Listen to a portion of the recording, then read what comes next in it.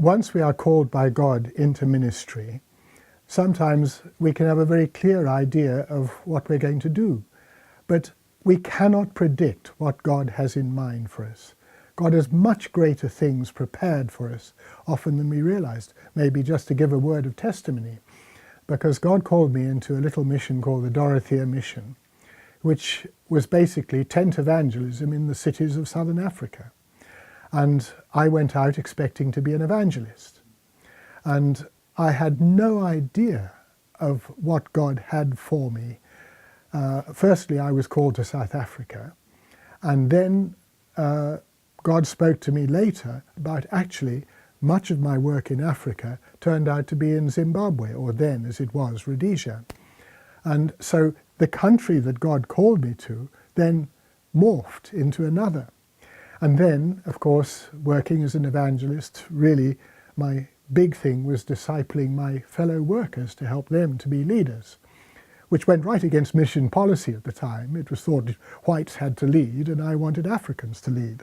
But anyway, that was another aspect. But then I had no idea that the research I had done as a scientist would actually come to play in the mission field. And I began to put together information about the world to help in our prayer weeks for the whole world. And to help African Christians pray for the world, I began to compile this information. And it eventually became an Operation World. And I didn't have any idea at that time how this crazy little research project could become a world winner, as it were. And it went all over the world eventually. I don't know how many copies of Operation World in different languages and editions there have been, but it's probably somewhere between 2 and 3 million.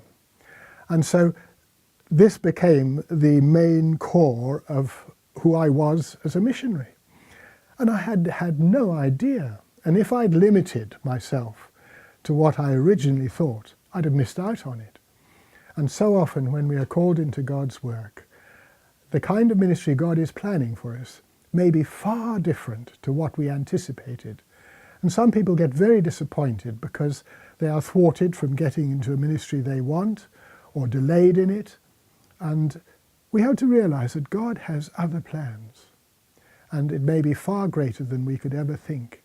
And so often we limit what we think we can do by what we've experienced in the past, or the gifts we imagine we've got.